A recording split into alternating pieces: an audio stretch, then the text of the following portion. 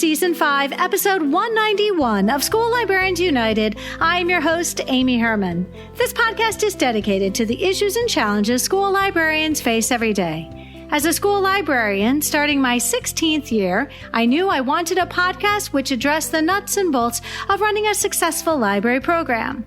I don't claim to have the answers, but I hope that this is a platform to share resources and exchange ideas.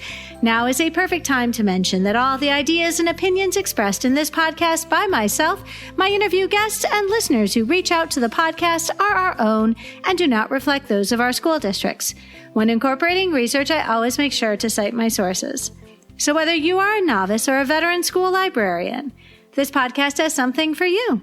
Before we begin, I wanted to give a very special shout out to Jody in Massachusetts. Jody and I connected on Twitter in March of 2020. Jody has been a parent volunteer in her child's school and has worked tirelessly to provide library books to students throughout the year. Jody listened to the podcast so she could better support the library as a volunteer. And when I suggested she consider going to library school, Jody told me she was a nurse in a nearby hospital. This past year, Jody spoke at local council meetings advocating for certified librarians in all the school libraries in the neighborhood. I was so inspired by Jody's determination. She, along with 2 other guests, recorded an episode in December 2021. You can hear Jody in episode 154, Library Volunteers. This week, Jody shared with me that despite her efforts, her library was repurposed into a classroom over the summer, and she would no longer be needed in the school. I am so grateful to have had the opportunity to connect with Jody over the years and to share the conversation with listeners everywhere. I'd like to extend a very special welcome this week to listeners Eden in Illinois, Jamie and Tamara in South Carolina, Nancy in Texas, and Michelle in Utah. I welcome you and all listeners to reach out with your feedback and episode suggestions. You can reach me either on Facebook. On Twitter, my handle is @LMS_United, or the email address schoollibrariansunited@gmail.com. If you include your mailing address, I'll be sure to send you a podcast sticker. And now a word from our official sponsor, Capstone. Capstone is an innovative publisher and education technology provider of children's content for school libraries, classrooms, and at-home learning. Home of the award-winning Pebble Go research database, Capstone has a passion for creating inspired learning and intellectual curiosity in children, and I'm so excited to be working with them. And now in a segment I like to call Why I Love Capstone. I would love to talk about an incredible series which I would most definitely be purchasing for a upper elementary and middle school collection. And in this case, it is the You Choose format. And I've talked about this in the past. These are sort of those choose your own adventure opportunities for kids to read and then pick make different choices in their adventure and then arrive at different endings and go back and try different options. So in this case, this series is called You Choose, Can You Escape? And I'll read from the website. Face your fears in a way you've never faced them before. You choose the path you take through some of the scariest escape situations. Follow the path of a visitor, temporary or permanent. These are thrilling narrative nonfiction titles. And friends, we've got Could You Escape Alcatraz? Could You Escape the Tower of London?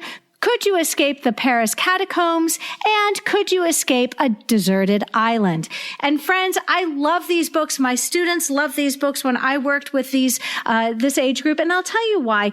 This is an opportunity for students. They're sort of sliding in that narrative nonfiction, but an opportunity for them to get interested in this case, places around the world which would prompt further research and investigation and inquiry into places like Alcatraz and the Tower of London and what it's like. The Paris Catacombs, I'm going to guarantee you there are adults who don't know about the Paris Catacombs. So, it's a lot of fun because it really does empower students with this information, and it gives them a thirst for more knowledge about different places around the world. And to give you a little more information about the series, the reading and interest level are targeted around between 3rd grade and 7th grade. These are books which are 112 pages long approximately. And I would also recommend anytime you buy a series like this that you keep those You Choose books together because, as a pullout in your collection, because the students just want to read one after the next, after the next. And usually there are more than 30 or 40 choices, and there are more than 20 endings. And this really, in my opinion, is a great way to build that stamina because it gets kids to continuously pick up the book and try different endings. And for me, there is no better way to excite reading in kids than to give them an opportunity to sort of take chances and see where that path leads them. I am so grateful to Capstone for their continued commitment to support this podcast during season 5. They are offering listeners of School Librarians United a very special discount. Visit shop.capstonepub.com and use the code UNITED to get $20 off an order of $100 or more for both print and Capstone interactive ebooks. That's code UNITED for $20 off an order of $100 or more for both print and ebooks on shop.capstonepub.com. And now for our episode, Bilingual Librarians, and my conversation with Karina Quilantan, Jennifer Gonzalez, and Miranda Quintero.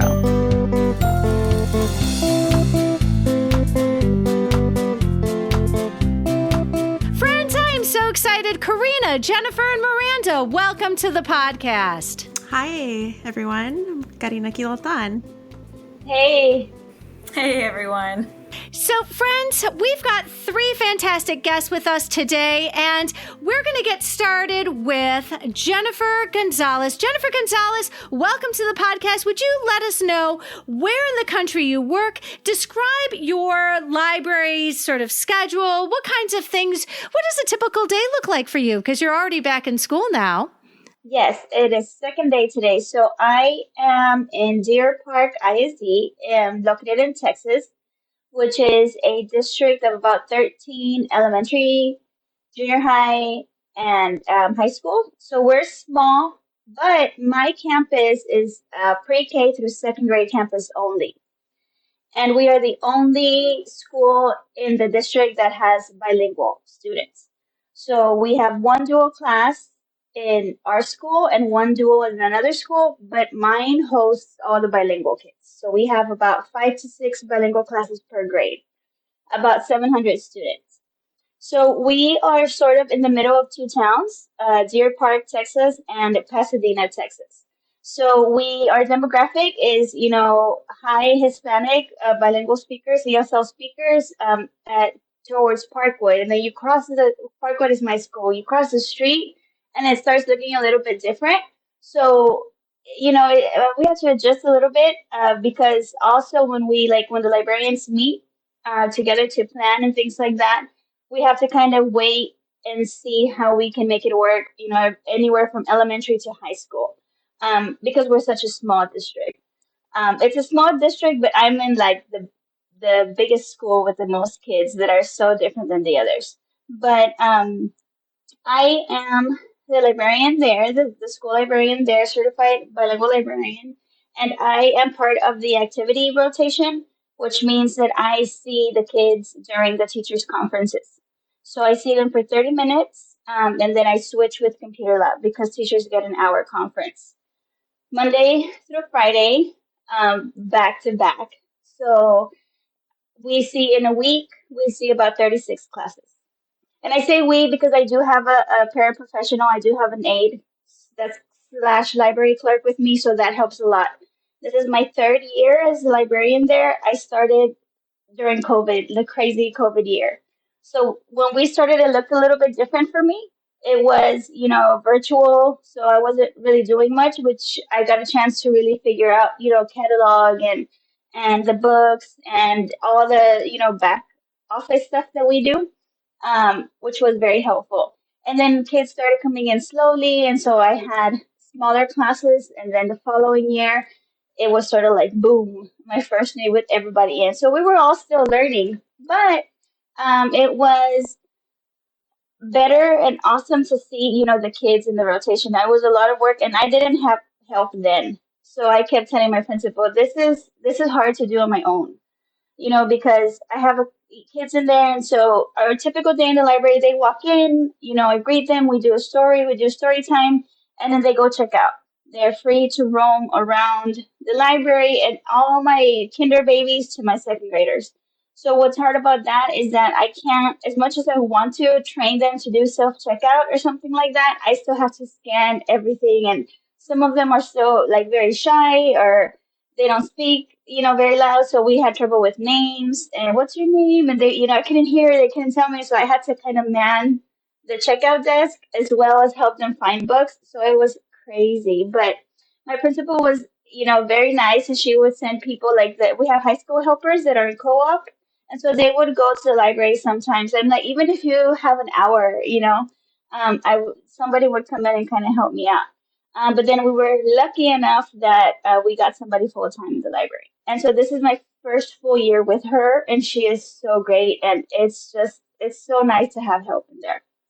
Well, that sounds amazing. I'll tell you what, I can promise you, as somebody who's been at this for a while, last year was wacky. And just because every year is going to be different. And coming off of a year like you did, I've got to say there are going to be some aspects of this job that are only going to get easier for you because you went through that. Friends, our second guest is Karina Quilantan, and I'm so excited that you're here today. Karina, would you introduce yourself to our guests? I know that there are a lot of Texas librarians for whom you guys are very familiar, but for the benefit of the rest of our listening audience, I'm really grateful that you're introducing yourself to our listeners today.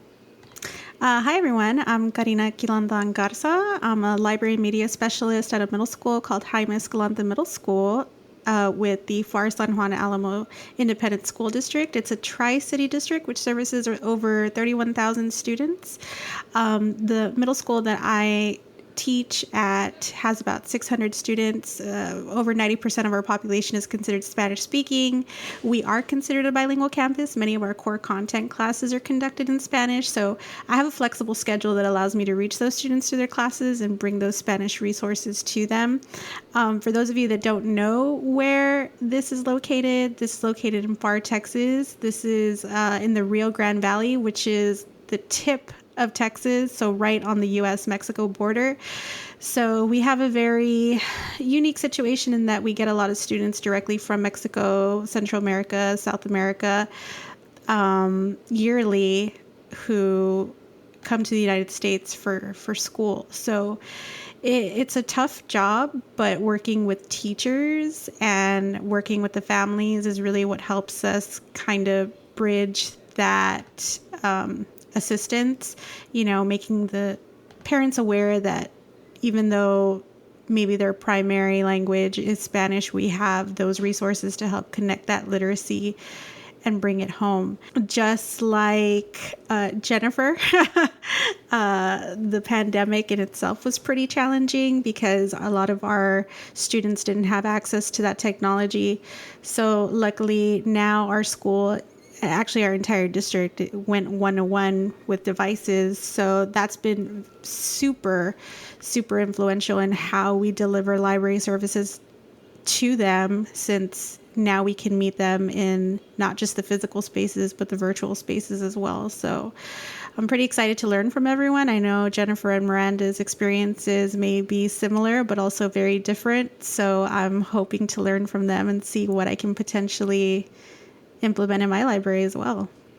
Well, and friends, I think that you may or may not realize this, but our guests do not know one another, and they share a great deal in common.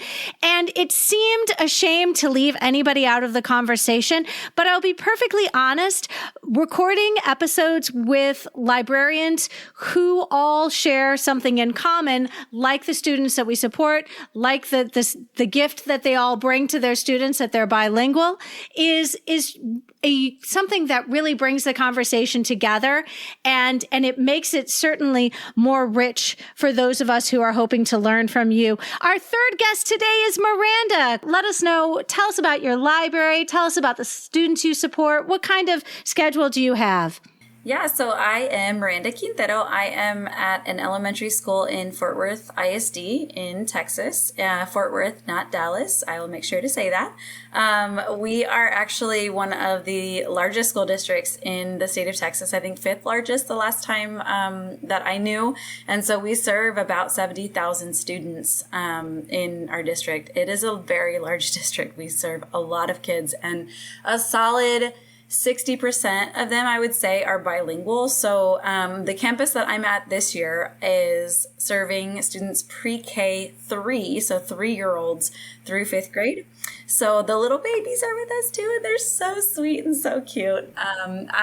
This is also my 3rd year in the library. So like Jennifer, I came in the midst of the pandemic and had to navigate virtual learning, hybrid learning, supporting teachers who didn't know how to do any of those things too. And so my job became more of a tech job as well as literacy integration and promotion. And so that was a really interesting experience and continues on as I'm the technology lead at the campus I'm at as well. But so at my school, we have about 400 students, and like I said, from 3-year-olds up to 5th grade. And our bilingual students are really interesting because we have 2 different bilingual programs on our campus. We have a dual language one way where all the students are native Spanish speakers and they are in a bilingual program. And then we also have a 2-way program where we have students who are monolingual English speakers, monolingual Spanish speakers, and they are placed in the same class and they learn each other's language. And I have a master's degree in bilingual education, so it's kind of like my little nerd zone to be in and super exciting to see. And today I got to go into a 1st grade classroom and I got to see it like happening live action in front of me and seeing these kids that I know their parents and their families are monolingual English speaking, and seeing them completely not miss a beat, understanding their teacher speaking Spanish and instructing in Spanish and going over this math problem and them knowing how to do it is just such an exciting and amazing thing to see. So we have that unique opportunity there. This is my 1st year at this campus. My previous campus, served a similar population in terms of bilingual students. We only had one-way dual language there, but it was kind of a similar situation. This year, I'm hoping to, we only started school this week, so we are just getting started. And my schedule, I hope to be kind of a hybrid schedule where we have some fixed rotations where they're able to come, but then also open periods and times I'm able to have students come at their own leisure. So I am not part of a specials rotation or planning period rotation. I get to make my own schedule. So it's really nice that I'm able to put things where I would like to and where I think is going to be best benefiting the students. And that really has to do with the great support from administration I have as well. So I'm excited for the school year. And like you were saying, last year was crazy. The year before that was even crazier. So I'm so thrilled to have a school year where I actually get to be a librarian and I really get to dig in and do that.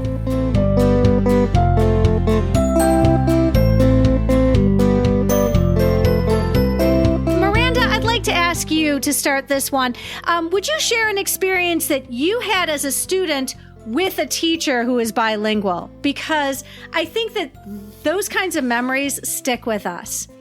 Yeah, so I was thinking about this, and I started learning Spanish in 8th grade. So I'm a bilingual, I call myself as a heritage language learner. So I am Hispanic. My parents did not speak Spanish to me growing up. I learned it through schooling, traveling, friends. My husband is Mexican American.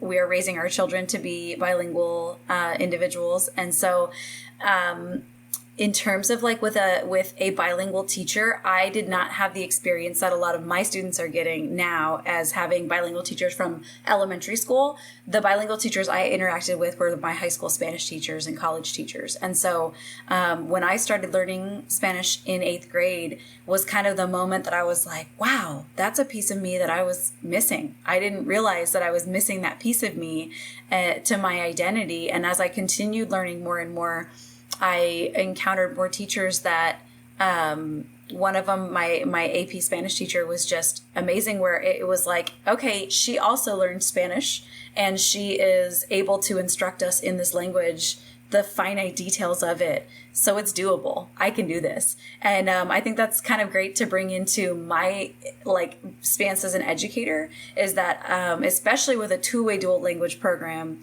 I have these kids coming in, I'm learning Spanish. cool, I learned it too. You can do it too. And so it's a really cool place to be, and a neat perspective to have. Well, and I appreciate you giving me the actual terminology, because I'm very aware that many people who are bilingual become bilingual as they grow, and didn't have the benefit of growing up in a household that spoke multiple languages. So a heritage language learner could apply to anybody who not only learns a language, but it becomes part of who they are moving forward. Right. So it's like the idea that a heritage language learner, being that my family is hails from a Hispanic, Latino, Latinx background. And my father was raised in the 50s and 60s when speaking Spanish was a no-no. So it was not a thing that was expected that he become bilingual. It was learn English and speak English. Though you look Mexican, speak English. So he never really learned it. My mom took classes in high school. So for me, it was like coming back to something that, like almost like the roots that I didn't know were deep down there. But it's generational. Yeah. And that's fascinating. Yeah. All right. So how about it, Karina? Did you have experiences growing up as a student with a teacher who was bilingual? Yeah, so everyone here in the Rio Grande Valley is pretty much Spanish speaking. So schooling in itself was very comfortable because it's not like Spanish was looked down upon. However, I also learned the majority of my Spanish in school. And I say that because my mother is first generation. So she moved from Mexico when she was a teenager. And when she moved to the United States, she was picked on for speaking Spanish. So my mother and parents emphasized on learning English so I could succeed in college. And that was also the focus in school. Although the majority of us knew Spanish or we understood Spanish, for the most part, schooling was all in English. So, yeah, my conversational Spanish may be okay, but when it comes, it's not like I can write an academic paper or anything in Spanish. Like, I'm not that fluent whatsoever. And I do struggle because I still communicate in English. And being a bilingual librarian does help me practice that, working with a large percentage of bilingual students. But yeah, so I went to school and the focus was learning in English. So it's funny because anyone my age, like we were saying that this is all pretty much generational. It's true because I'm 34, I think. I stopped counting. But anyone my age, my friends that I graduated with, we all struggle with our Spanish. We're not as fluent as maybe our older brothers and sisters. So it's been interesting to see how those bilingual programs here in the Valley have grown and expanded in schools down here, since they were never really like that in the 90s. And just the focus on multilingual literacy, because their focus has been, multilingual literacy programs to help students compete in this global market. And since we have a lot of trade down here, because we're so close to Mexico, it really helps our students succeed when they start looking for careers. So, I tell the kids that's very much an advantage that you have now, because that's not something that was really emphasized when I was a kid. It was learn English, go to school, all your schooling will be English, in English. And now it's like, you know another language, you can earn double the income, and, helping them see that's an advantage, I think really hypes them up too, because our kids are, our kids, all of our 8th grade students take the Spanish AP test, and we have over a 90% passing rate at our campus. Yeah, our Spanish teachers are on the ball, man, because these kids end up leaving 8th grade with Spanish AP credit because they're just so fluent and they have a great teacher that can help them with that. So, yeah. I know that's not Spanish. It's not particular to in a Spanish dynamic. I heard and I read about families who did not encourage their children to learn the language of their parents because they wanted to have them assimilate as quickly as possible. And it was not about being a Spanish speaking. It was about the fact that the parents were raised speaking a different language and they wanted their kids to speak. No, because the opposite is true also. Well, our students get this instruction in English as well. Even though they're in a bilingual program, there are some classes that are delivered completely in English, and they're receiving that English at school. So they go home, their parents are more than likely solely Spanish speaking, because the majority of our students are in emergent bilingual programs. So then they don't practice English at home. So then what happens? They're not practicing the language. So they score lower on these standardized tests that are solely in English, especially with our what do we call it, recent immigrants who are coming from, Mexico, and they don't know the language, yet they're expected to test in English for the first time ever. And it's a frustrating cycle.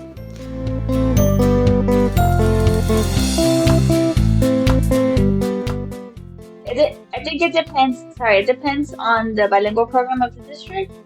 I was a bilingual teacher for 12 years before I became a librarian, and so I was in a late exit elementary school. I taught third grade, and we were late exit. So it was okay. I'll say it like this: a lot of teachers, they were bilingual teachers, but giving their instruction in English, and so therefore the standardized tests were given in English, but the kids were bombing it.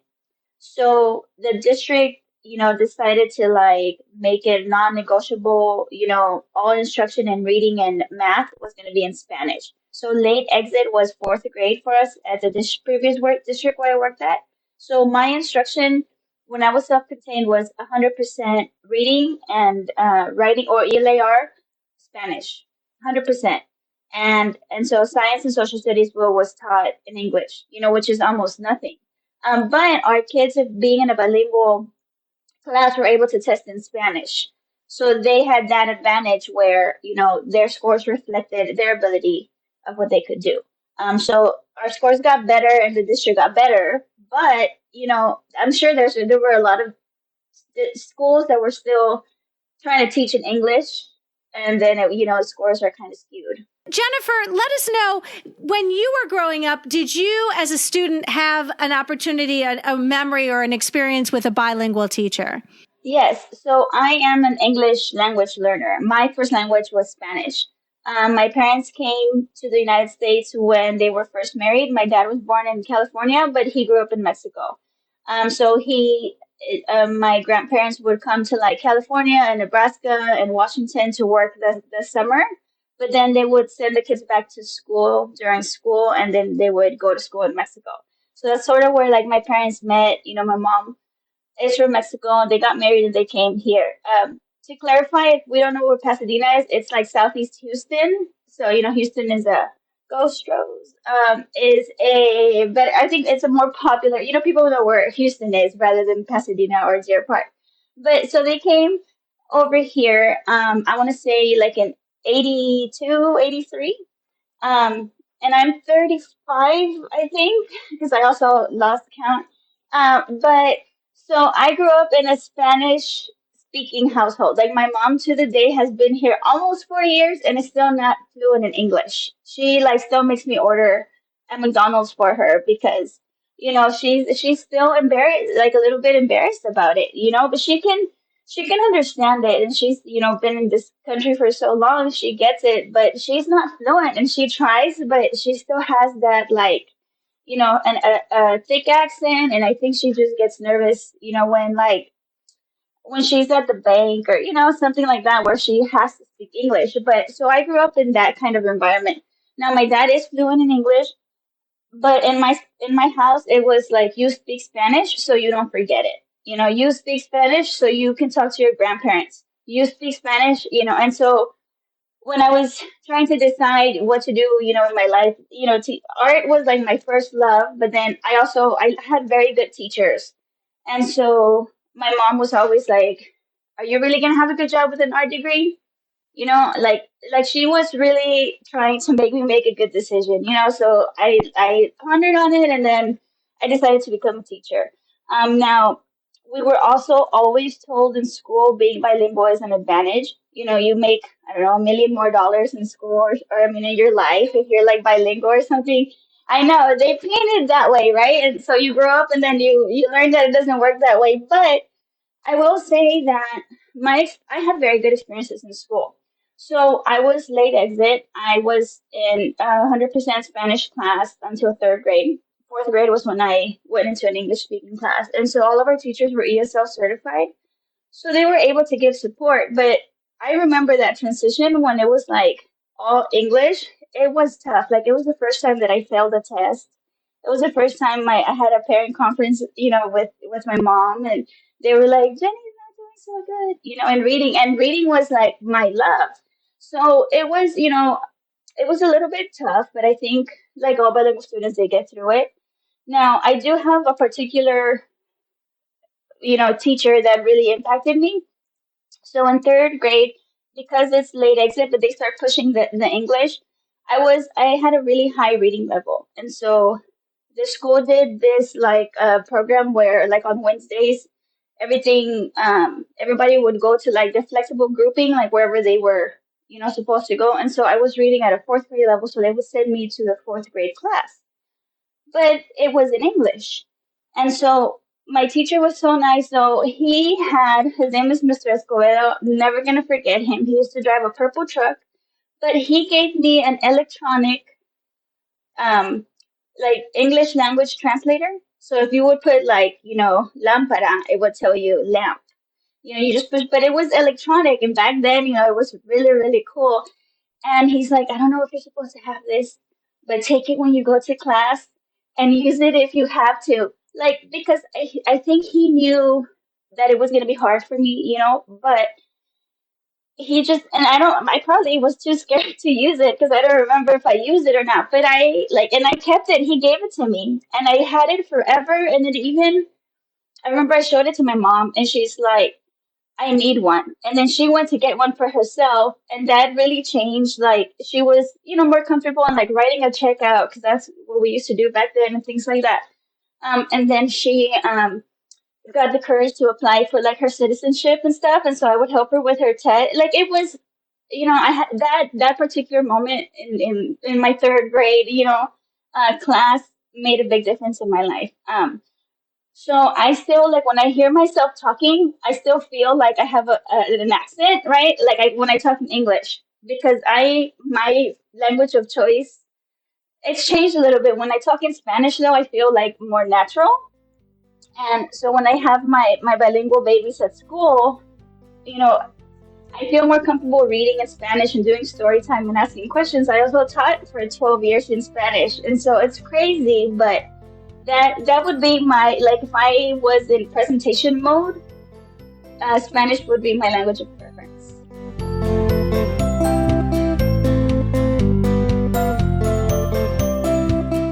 Fantastic.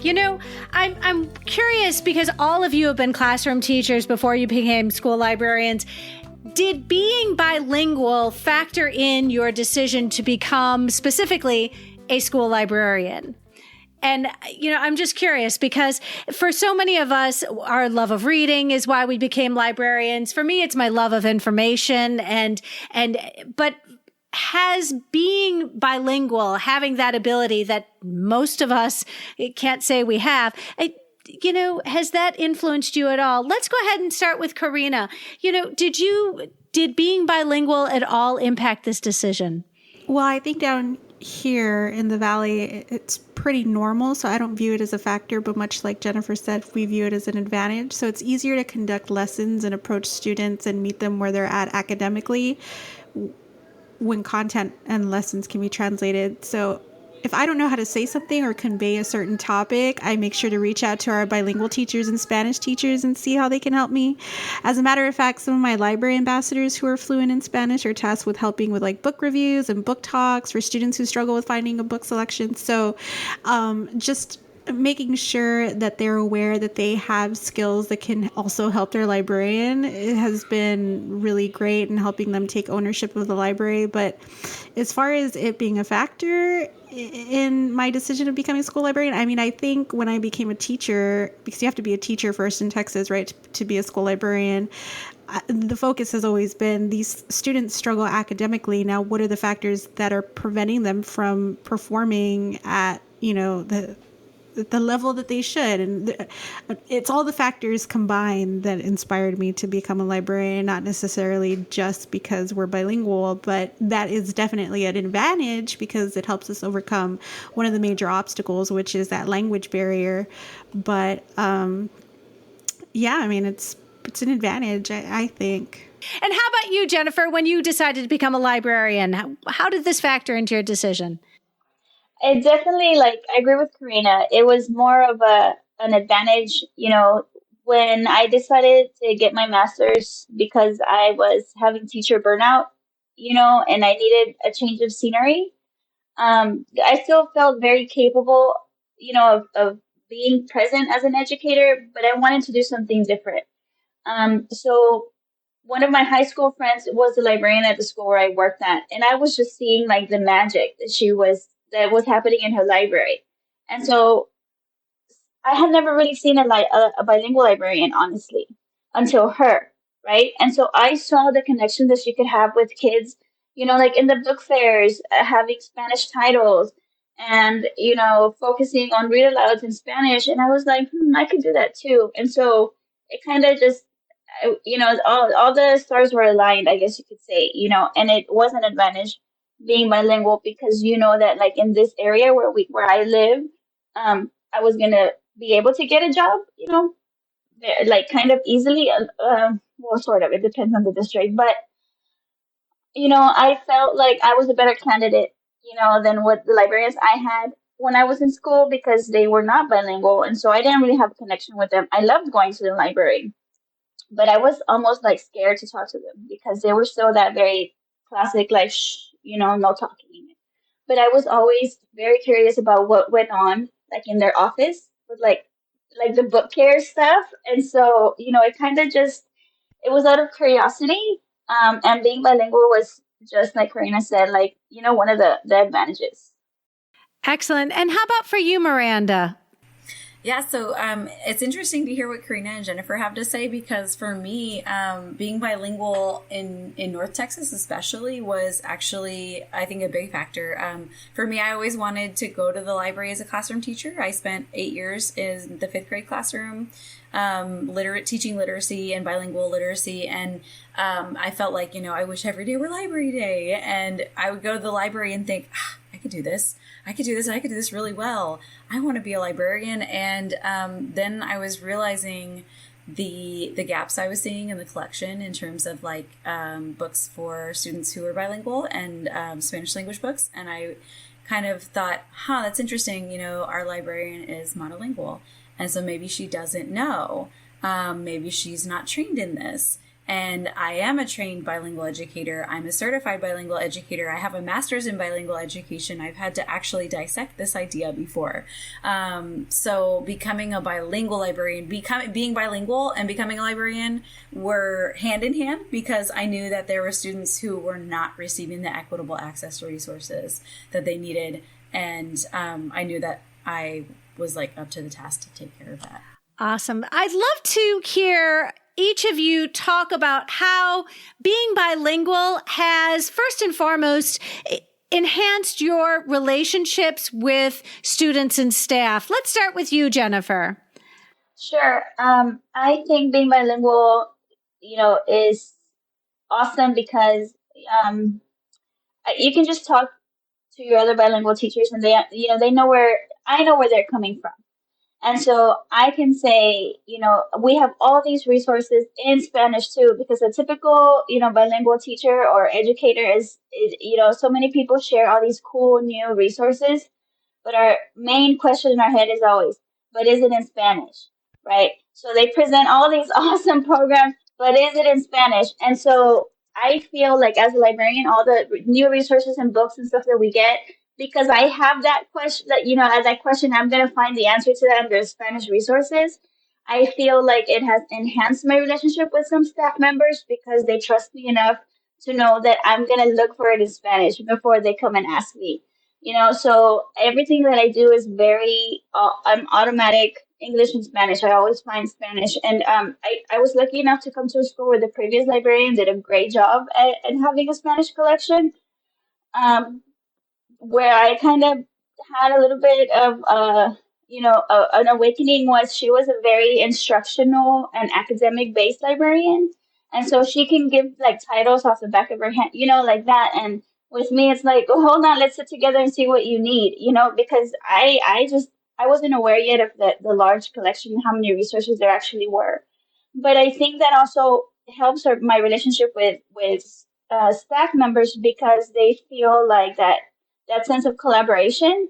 And so, they can come to me and don't like not feel like, oh, I have to ask her, do you have this book? I can just, hey, they can just ask, hey, do you have anything for main idea? Or do you have anything about dinosaurs? Because, pre-K teachers come and ask me one thing, and then the second grade teachers need something else. I also push out to see if I try to go to like when they plan together, because I have their kids when they're planning. But I try to escape a little bit and say, hey, what topics are you guys learning today? So I can at least make some displays or have some things ready for you. So they really like that. I also show them how to like put a book on hold, like, using our we use Destiny, our catalog, because they didn't know, and we have a lot of new teachers and a lot of interns that become teachers there, and a lot of younger teachers. So they love it because they're all about, the techie stuff. And so I've just learned, especially on Twitter, with like, Twitter has given me so many ideas, and sharing just infographics and information like that. They are like, oh my God, I didn't know you could do that. Veteran teachers and new teachers. So it's perfect to see, like, when you talk to them and show them resources, like their little eyes twinkling, like I could use that right now. So I feel like my relationship with staff is really good.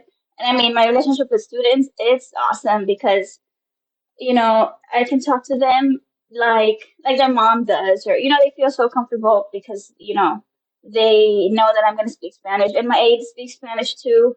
And so it's a very cool, magical place to be in the library. And I think being bilingual definitely just makes it easier for everybody. And I love it.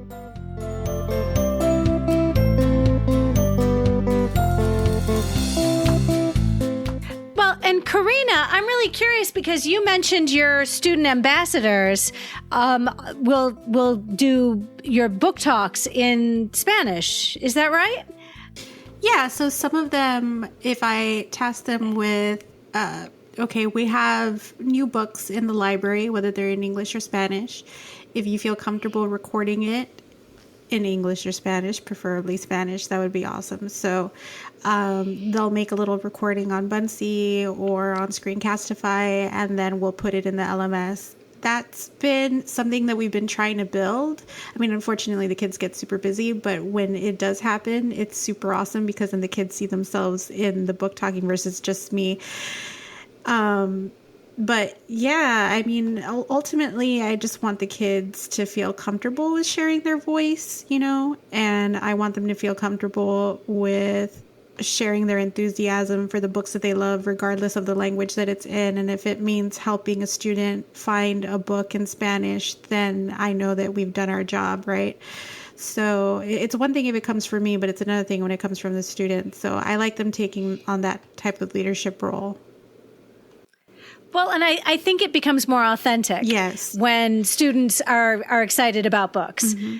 I'm curious also about your programming. You've mentioned a little bit about how being bilingual has impacted your relationship with teachers and students, and let's talk a little bit more about how it might influence how you teach during your day. Because, as somebody who only speaks one language, I'm very limited in this respect. But, so Miranda, can we start with you? Do you want to share how does being bilingual impact your the programming that you offer, or how you teach your lessons with your students?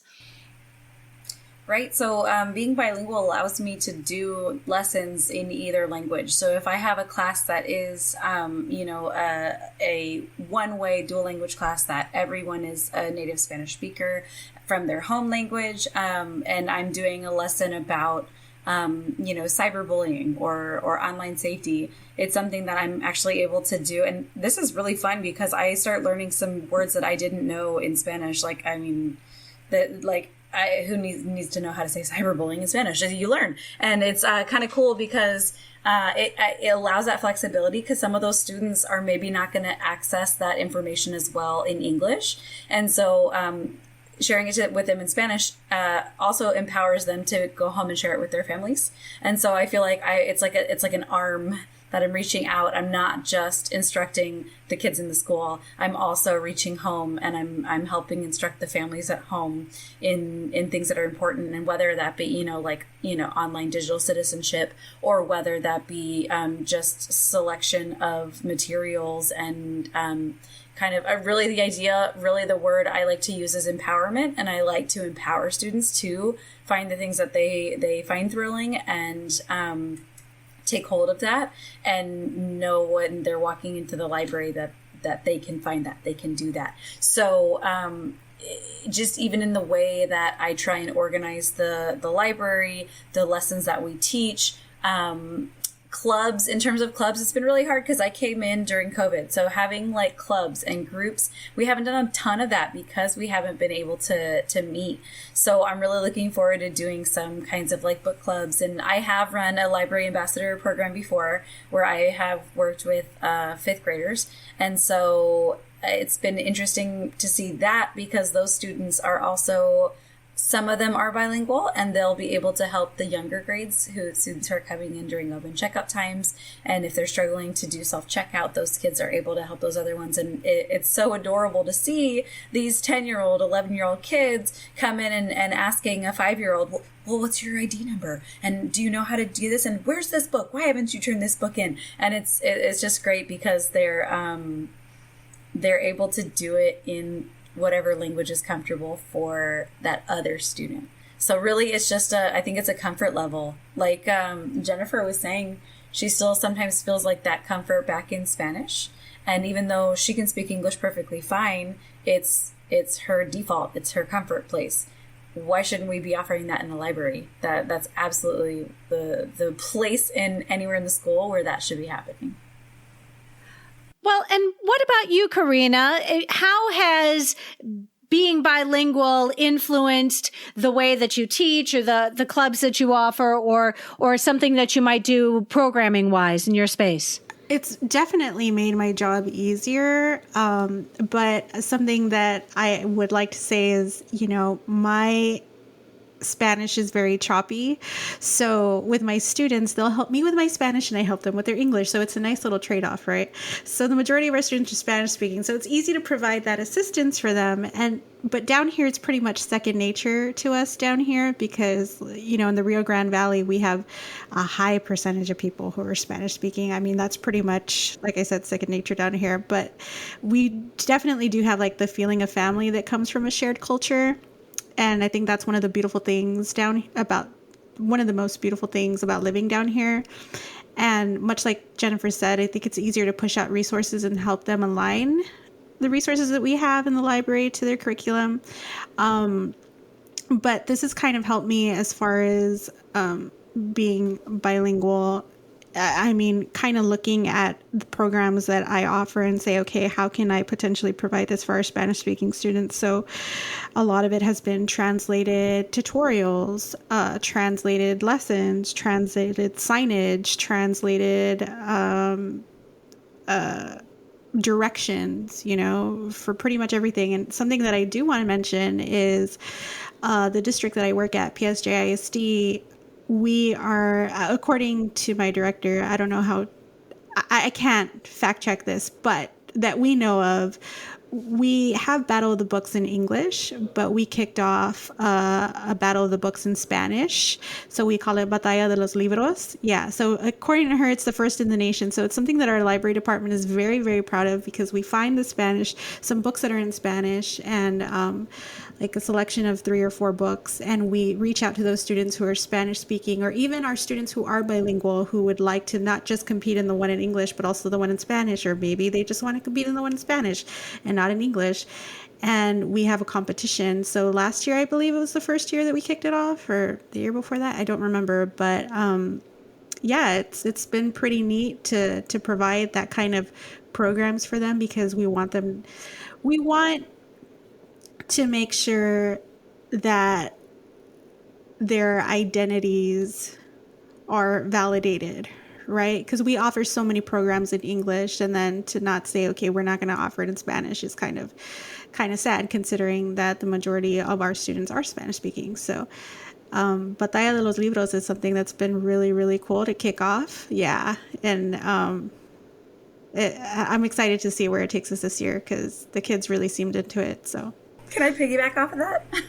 Yeah. So I understand that a lot of the books for Batalla de los Libros comes from the Tejas Star reading list, which is a TLA list that I'm fortunate to be the vice chair of this year. So it's a super exciting thing to see that list that we have spent so much time working on creating to be utilized in a way like that.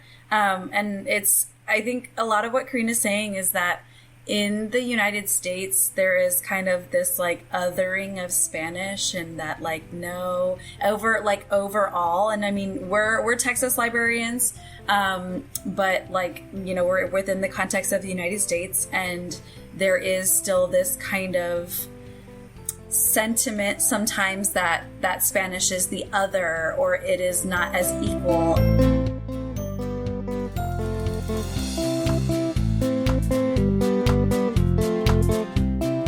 So could I just jump in here for a minute? Because I think it's worth saying, the three of you are all bilingual and you're Spanish speakers, but speaking to our global audience, there are plenty of listeners right now who are bilingual, not in Spanish, but in a language that speaks to the community where they live, and using this, these kinds of relationship building that you can do with your community, with your school community, your students and your staff.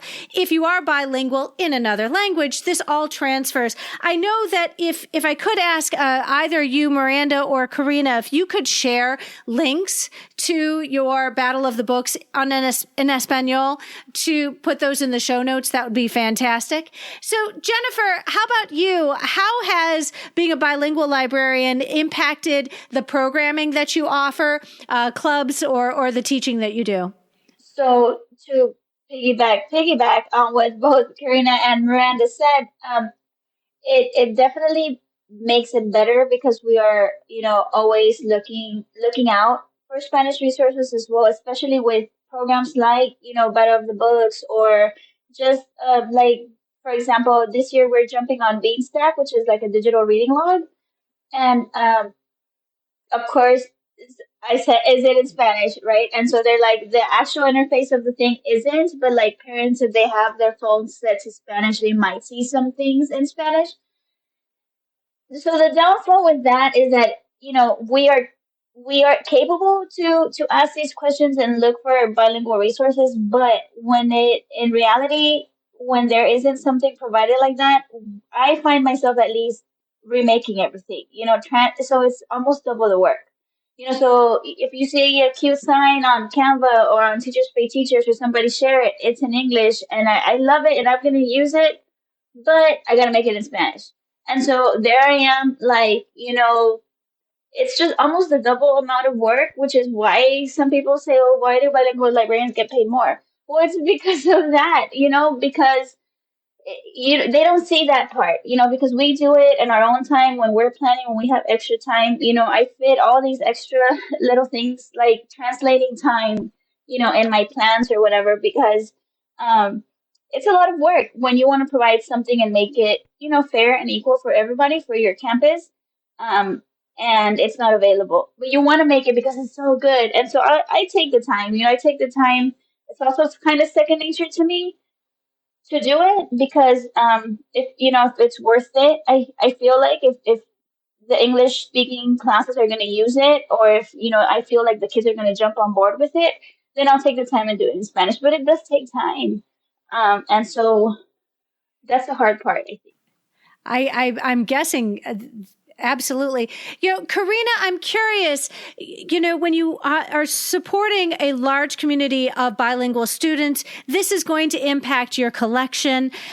can you give us an idea of how your collection is arranged, because you support a large population of bilingual students, and this is important? So my first year in the library, I noticed that the Spanish books were weaved into the English collection. So I was really confused as to where the Spanish books were.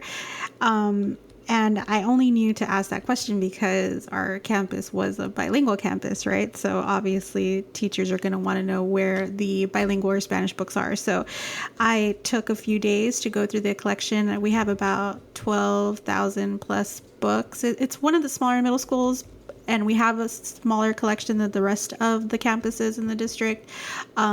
So once I got all the books together, I noticed that it was just a really sad and small collection of Spanish books. So I'm glad that I did that because I was able to identify that gap.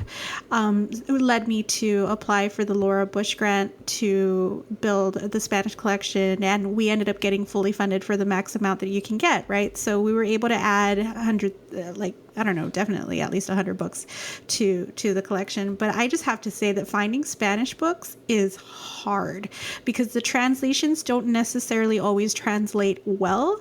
And there I am reading the book and I'm thinking, wow, this is not at all how you say it. I think sometimes, okay, well, maybe it's regional, and no, even the kids will tell me like, this doesn't make any sense. So sometimes it's just that the books are translated, but they're not translated by a native Spanish speaker, I guess I could say. So not just finding quality books, but man, are the books expensive. As it is, library books are expensive, right? Library bound books are expensive, but books in Spanish are almost double the amount, and books are limited. So, and then my budget is super duper small, so I have to rely on grants. So finding the resources is definitely a challenge, and I think that it's something that publishers should really look into, because I mean, the Spanish speaking community is only growing, and we have to cater to that demographic. And unfortunately, the collections and the resources that are made available right now don't necessarily help us fill that gap. So it's frustrating. It really can be frustrating when you're trying to do a job and you don't have the means to do so. Listeners will really appreciate if any of you have resources of publishers who do a good job of providing books in Spanish. If you wouldn't mind putting those links in the show notes, that would be super appreciated. I realize that all of us are being affected by the supply chain, and it's been hard to get books, and the books are expensive. But if you happen to have resources that have consistently provided a quality translation of a book, that would be fantastic. And, Karina, you said that you couldn't find the books because they were spread out in your collection. Have you moved all the Spanish books into its own collection, or do you keep them spread out and interfiled? Yes, they have their own section, and I do that because, my collection in itself is genreified. So, I wanted to make its own section because we get new enrollments of recent immigrants at least every month, and I feel like it's the same lesson every single time. This is the library, and have to show them exactly where the books are. So that just kind of made it easier to kind of help them feel more comfortable with the library space. Just so you know, if you're not able to read these books in English, just know that we have a Spanish collection, and estos son los libros de ficción, right? En español, y de no ficción, right? Biographies, like, just so you know, they're there, and the kids just kind of take off with it. But they have their own section. So I have the section for Spanish fiction, Spanish nonfiction, Spanish biographies, and then the bilingual books, which have the text in English and Spanish. Yeah. So the translation side by side.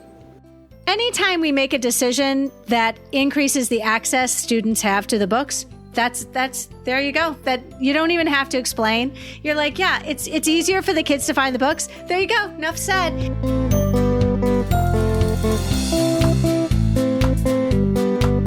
Jennifer, I'm wondering, what decisions did you make about your collection when you're supporting your bilingual students?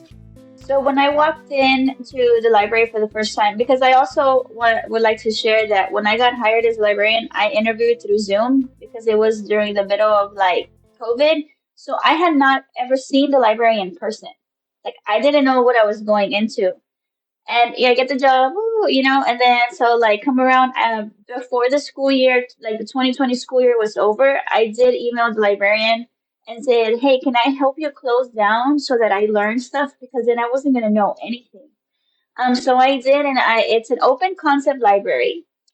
So we are in the middle of the school and there's classrooms all around. So, I had to adjust to that first, but it's huge. I mean, I have a gazebo inside my library.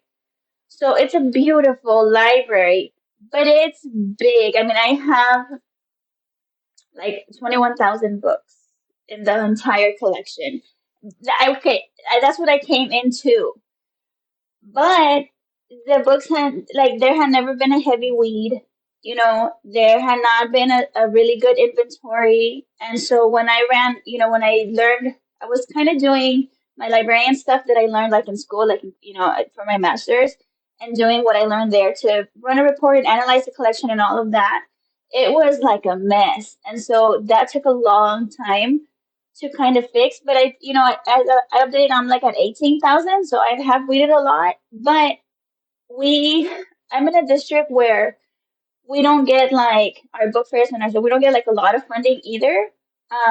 But our district does give bond money. They pass bond money and they give, they allocate a certain amount to each school. So I was lucky enough that the librarian before me hadn't spent that money yet. So I was able to buy so many new books because like if I looked it up in English, I made sure I had a Spanish copy. And if it didn't, even if I didn't find it like in the same, vendor, even if it was Amazon and paperback, I just wanted access to it.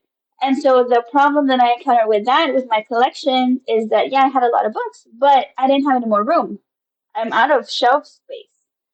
And so I had like 10 boxes of new books, but I still had to do a heavy weed. And that's a whole process within itself, and getting rid of them and who you give them to. And, it was a lot of decision making, like executive decisions, and that is overwhelming. So, it's advantages and disadvantages of having large collections, because it was a very nice, and the Spanish section is also like, they're separate, which helps our babies because our students, a lot of them don't know how to read yet. And so, we have the spine label sticker that says Español. So I kind of say, you guys, you can only come, not you can't only come here, but these are the ones that you're able to read, or your parents can read with you, because sometimes parents would be like, oh, it's in English and we can't read with them or whatnot. So we do have it separate, but I am running out of room on my Spanish side because, I am finding a lot of good books. And that's via like Twitter and people who share, stuff like that. And I love it. I'm so glad I discovered that. Or, the Facebook groups on, the bilingual ones, they also share a lot of just book titles, honestly. And having a bilingual collection is nice, but I have to think logistics now. And so I have to like move things around and, kind of decide to really like weed certain books and keep other ones, and it's hard because Spanish resources are hard to find. So you're like, oh, I don't want to get rid of all the, the Very Hungry Caterpillar, even though they're like super old and ratty, because that's like a classic. But I was like, you know what? I can replace them with new copies, So I just, for me, in my case, being bilingual has definitely enhanced the collection, but it has given me a lot of work. I can't think of a more honest answer. Friends, what would you advise a monolingual school librarian like myself against doing? That is to say, sometimes we can do more harm than good, even though we're well-intentioned, when we're trying to be something we're not. So, Miranda, let's start with you. It feels cringy because I don't speak Spanish. I know what Dora the Explorer taught me. So, I don't want to offend. So guide me. What shouldn't I be doing? Because I don't want to come off as being inauthentic. but I can't pretend to be something I'm not. Right. I think that's a good step in the right direction, is want and having that desire to not offend. I think, unfortunately, some monolingual librarians don't even have that thought process. They don't even think, what shouldn't I do? They just think about what they do and how they are. And if it inconveniences me, whatever, I don't want to have to deal with it. So having just the thought process of, what should I be doing to make sure that I am not offending, is, I think, the first step that you should take as you're trying to not do harm, is to question yourself, how can I not do harm? Because if we don't even bring that question up to ourselves, then we're not even actively thinking about this. And, with bilingual students, whether it be, in the United States, whether it be in Australia or Canada or Africa, wherever we're talking about, there is the thought, you have to think about the others. You have to think about the other, and you have to put yourself kind of from a perspective of, what am I doing to not offend? I mean, it's kind of like the idea behind being an anti-racist, that I can't just say I'm not racist. I have to actively fight against racism. I have to be anti-offensive to bilinguals, right? I don't want to offend bilinguals. So what question can I ask myself? Am I making sense? Absolutely. Absolutely. As the monolingual person in the conversation, absolutely. How about you, Karina? It feels very cringy because I don't want to pretend to be something I'm not. For the love of God, reach out to someone who is Spanish speaking to double check the translation of your materials, okay? Because I've seen so many people, well-intentioned, I'm sure, post the graphics that they created with the Spanish translation, and I'm thinking, that is not how. Yes, that's how you say it when you plug it into Google Translate, but there's definitely a different translation for what you're trying to convey. So I would recommend maybe reaching out to your Spanish teachers, your bilingual teachers, anyone that's potentially at your campus that can help you with the translations. Don't just take it at face value and think that Google Translate's going to do everything for you. But just be willing to do the work in that sense, because I'm guilty of that too. I'll plug it into Google Translate and think, no, and I know in the back of my head and in my heart, I'm thinking that does not sound correct whatsoever. So what do? Reach out to the Spanish teacher, and just in case, I reach out to maybe 2 other teachers. I even ask the students, does that make sense? Does that make sense for you? Yes, that makes sense. Okay, good. If I have the approval of at least 5 people, then okay, it goes out to the library. But yeah, just having that communication with other people as well. Something I'm hearing from you is a willingness to be vulnerable. And I have long since resigned myself to a place where I don't know much. So that's why you all are here and you're sharing your expertise with our listeners, because I've gotten over the fact that there's plenty I don't know. And I appreciate all of this advice, because it does require somebody to admit, I don't know something, in order for us to go to our students and say, I don't want to screw this up. Please help me do better. Or I want to make sure that I don't offend the native speakers in my building. I just want to do this right. But it means that you go to your students and you go to your staff members and ask them for that help.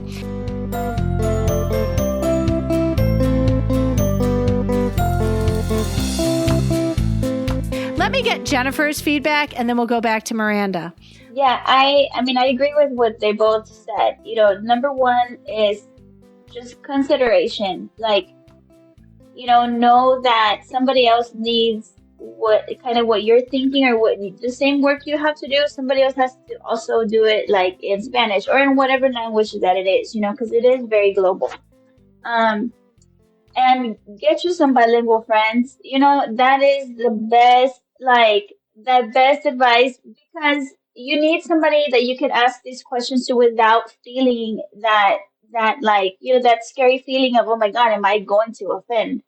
And so For example, my team is the music teachers, the computer teacher, and myself, right? Plus our respective parents that help us out, or the PE teacher too. And we're all very different backgrounds. Or I mean, we're either, English speakers or Spanish speakers. I can just describe it like that. But when we get together and we talk, the conversations are cool because we've built like a very good like team, morale.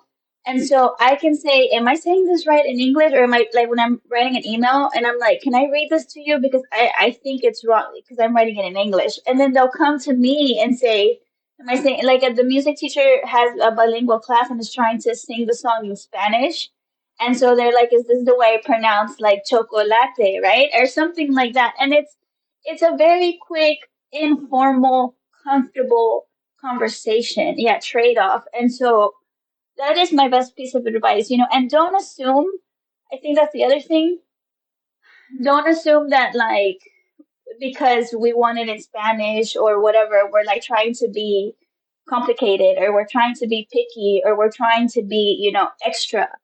It's not about trying to be extra. It's just that because I've had that before. Oh my God, you're so extra. And it's not that. It's just that I have to do it twice. And maybe I feel that way because now I'm like getting like emotional about it. But let me give you an example. I am like, the only Hispanic librarian in my, well, now there's two. There's other Spanish, like you Spanish speaking librarians, but like me, brown hair, brown girl, brown and proud. Like it's just, I feel outcast. And they don't make me feel like that. There's nothing that they have done to make me feel like that. But just seeing myself in that like environment is a little, it's not threatening, but I just feel different. And so sometimes I'm even scared to say I need it in Spanish because they're going to be like, oh my God, here she goes again. And so, I mean, I don't know if that's just me, particularly because of the environment that I'm in. But everybody has been super nice. I think that's just like a vulnerable part of me, and, in my position. I love my district and I love the position that I'm in because I can provide something different. And so I have to have that like internal conversation, mental, voice in my head saying, speak up and say something, and stand up for those kids, even if it's going to be a little bit of extra work. It's just a question. What's the worst that can happen? They say no or we don't have it. And so, yeah, that's kind of my, my soapbox. Awesome. Miranda, I'll come back to you. Did you want to hop in before we move on? Yeah, I think the idea behind what Jennifer's saying of like that imposter syndrome that we feel as bilingual librarians is an okay thing for monolingual librarians to feel too. Like it's okay that you feel out of place as a monolingual librarian serving bilingual students. That's an okay feeling to have. It's valid and that's something that you can sit with and let affect how you work with your bilingual students. And another thing kind of circling back about something to advise against is just because a book is published in Spanish does not necessarily mean it's a high quality Spanish title.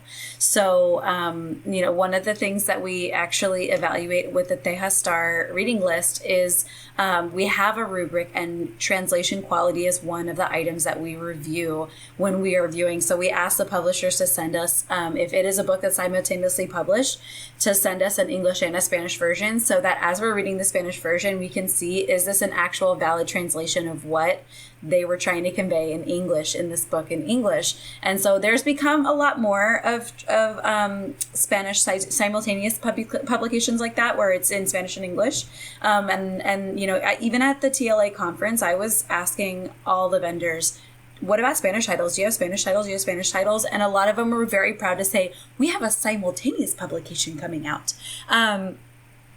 Doesn't always necessarily mean that it is perfect and that the Spanish is the best. How can you know that as a monolingual speaker? Is this Spanish good? You can rely on resources that have this already done for you. So like with the Tejas Star reading list, we're already doing that for you. And not only that, we're providing you with resources for these titles. And so you can, things that you can do in your library, in your classroom, at home. So I just really want other people to know. Don't just buy a book because, well, it's in Spanish. Let's just add it to the cart, add it to the cart, add it to the cart. That's not always the best way to go about it. Well, and again, friends, we'll make sure to put some links in the show notes to resources that you have found helpful, because I know as as school librarians, that's something that we're always trying to collect.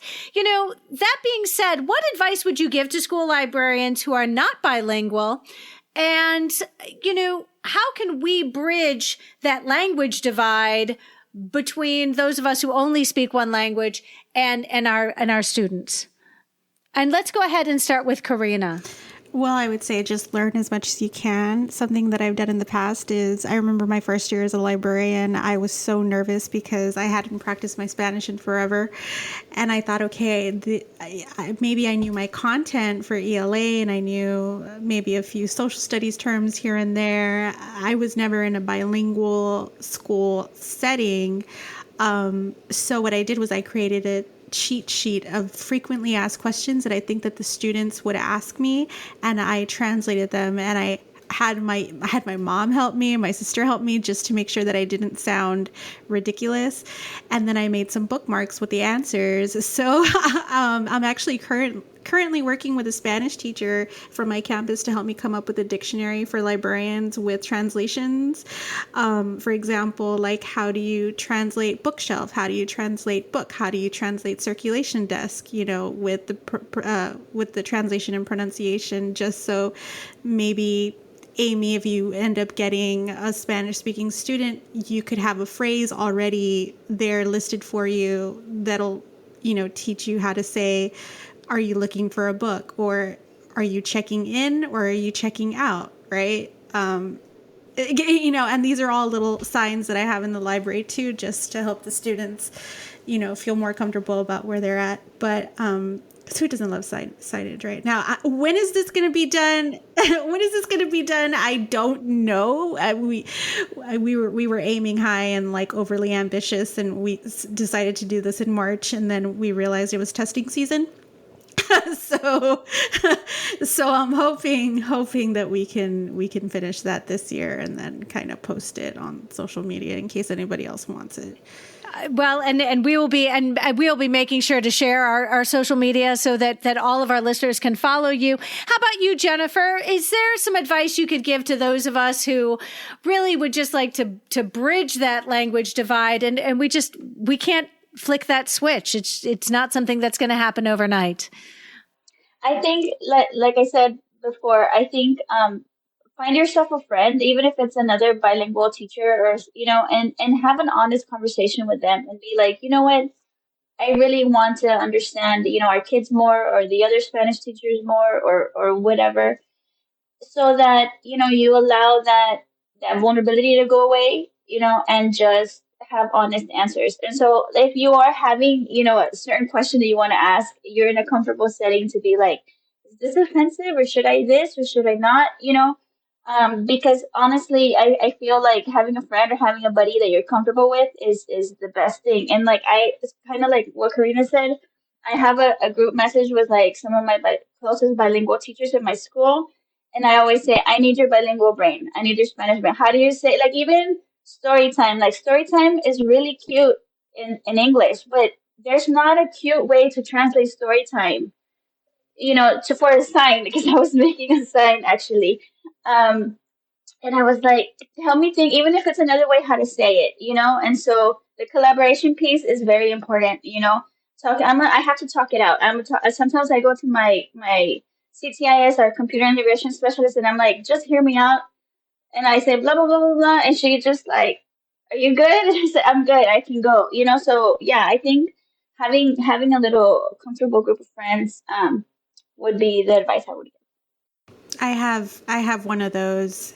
Her name is, I'm just going to give her a shout out. Ana Samaniego is one of my best friends, and she's definitely the friend that I go to for, how do you traducir esto? Like,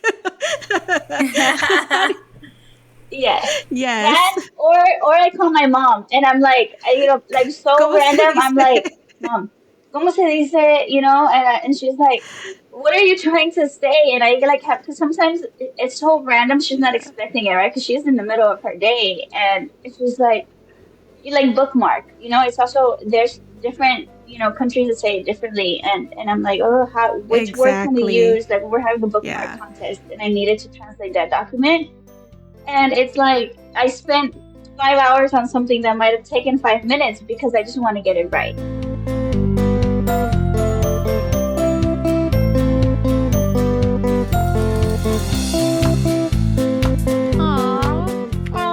I love that. I'm telling you. How about you, Miranda? What advice can you give to people like me? I think it's interesting because as I'm listening, I'm thinking about how we all have these kids that are coming from various places. And something that kind of came up in my brain was that a lot of the kids have Spanish that is not the same as everyone else's Spanish. And everyone has a home Spanish, and then they have a public Spanish. And there's some words that may be used in certain ways, and how bookmark is said in different language, different ways and things like that. And I'm thinking, a little goes a long way in just trying to find the even ground. I have one of my best teacher friends, Miss Harden. I'm going to call her out. She and I taught 5th grade together, and we had a student who came from El Salvador, and Miss Harden is an English only speaker, and she just did this amazing job of creating this like one pager of like being able to point like, is this what you're trying? And she communicated with that girl. She communicated, and she didn't speak Spanish, but she communicated with that girl and found a way for that girl to eventually feel comfortable enough to stand up in class and say a sentence in English. And it's because she felt safe. And really, I think a lot of it just ties back into that is the library is a safe place. Whether it be safe for your identity as a language speaker or anything else, it is a safe place. So creating that connection in any way possible, whether it be with hand gestures or learning a couple words, or just seeing that other human, even if you don't know their language, it doesn't make them less of a human, doesn't make them less valid. They are a human too, and they deserve that respect. So do everything you can to provide them that safe space. Aw, I love it. You three are a fantastic resource. Having you on the show today, having your social media out there, I know listeners would love to follow you. I know we've talked about some of providing some resources in the way of books. You've mentioned that there are bilingual educator Facebook pages that have been helpful. How about we talk just briefly about what sort of resources you might be able to share in addition to your social media and so forth. So let's start off with Jennifer. Can you share with us anything that you've found especially helpful along in your journey as a bilingual school librarian? Yes, so I'm going to give a shout out to the public libraries because that has been the best resource for me for Spanish. So when I have kids in the library, I like to shine the book up on the screen because sometimes, because of COVID, we were all 6 feet apart. So my kids were so spread out, they couldn't see, a 12 to 17-inch book. So I like to project it. If I didn't have an electronic version of the book, in a document camera, but I would literally sometimes just take pictures of the book so they could see it on the screen. But so I found out that Sora or Overdrive or, e-resources, you can connect to your public libraries and have access to like the county's resources for free. And so it's amazing because sometimes they have titles that, our district doesn't buy because we have a certain budget or, but you can apply for a free library card like nationwide. It's beautiful. And so when I tell my teachers that, they're like, wow, because sometimes I say, how many of you read ebooks? And so, they're like, because they like the physical book, right? But I say, go ahead and download and I tell them about connecting to their public libraries and they are amazed because for pleasure reading and also for, purposes of being in the classroom. But one of my best resources has been just the public library access, digital public library access. I agree. Karina, can you share with us any resources that have been especially helpful to you in addition to, talking to your mom? Hilarious. Oh my gosh. I was going to mention the Tejas Star reading list, but Miranda already mentioned it. So, but that's definitely the reading list. Yeah, that's definitely the reading list that I go to help build my collection, because like Miranda said, they do have that translation quality on their rubric. So that's how I know that it's a good selection to add to the library. And also following Miranda Quintero on social media, I've learned so much from her. And and now Jennifer Gonzalez as well. So Yeah, I meet with you guys too, because I was, like I said, I'm new to the Twitter world, and I was just like, sometimes I can't get on it because there's so many ideas and I want to implement them and I can't. I don't have time. I'm dying. No, but something that's really helped me is actually reaching out to the vendors themselves, like the representatives, and asking them if they can put together bilingual resource lists for me. Because as a librarian, you get so busy, and you want to spend the time to create a really awesome, comprehensive list of books to add to your collection, whether it be ebooks or print. But reaching out and not being afraid to reach out to your representatives, say, can you do this for me? This is what I'm looking for.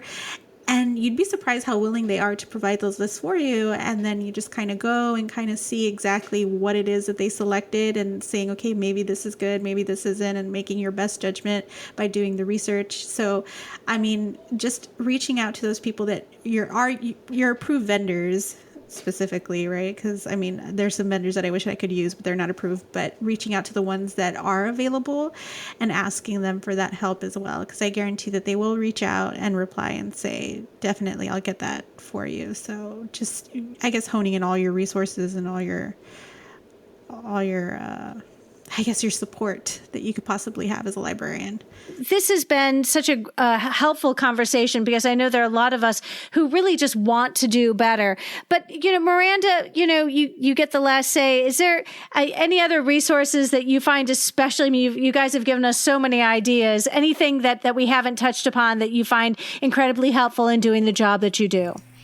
Yeah, so I would say following Dr. José Medina on all platforms, TikTok, Instagram, Twitter, maybe not Facebook, but, following Dr. José Medina. He is amazing. He is a linguistic researcher and works with with bilingualism, essentially. And he talks a lot about, he makes a lot of like short videos, TikToks about bilingualism, and I guess kind of like reframing that mentality that has been pushed upon us, that bilingual is bad, or that having an accent is bad, or saying something wrong in your second language is bad.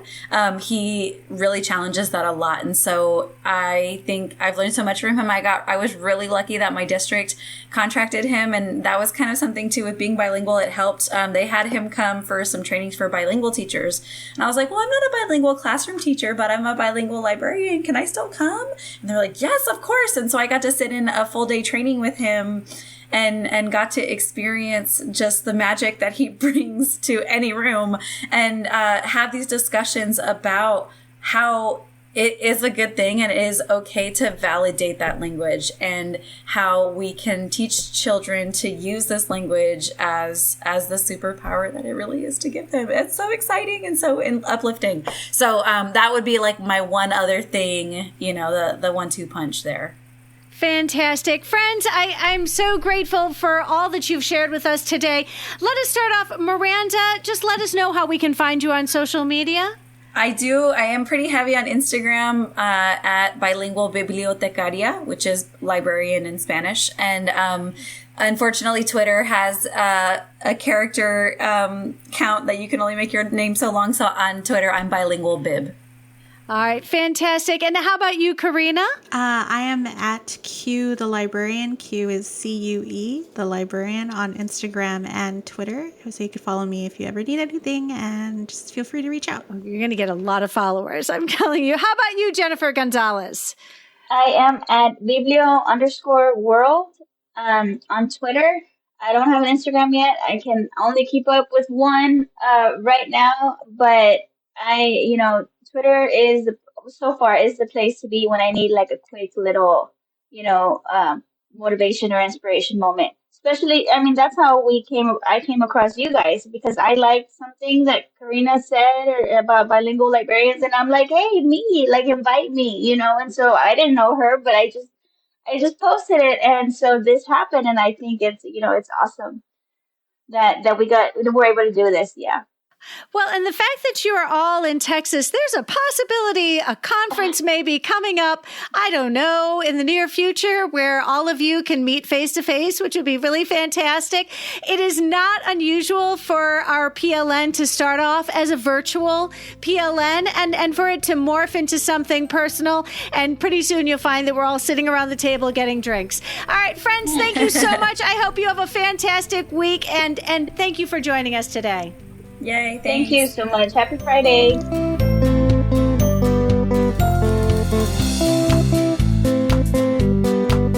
Friends, I'm sure you can imagine that getting 4 adults together over the summer to share a conversation remotely has its challenges. And yet, Karina, Jennifer, and Miranda were so incredibly gracious and patient with my efforts to schedule.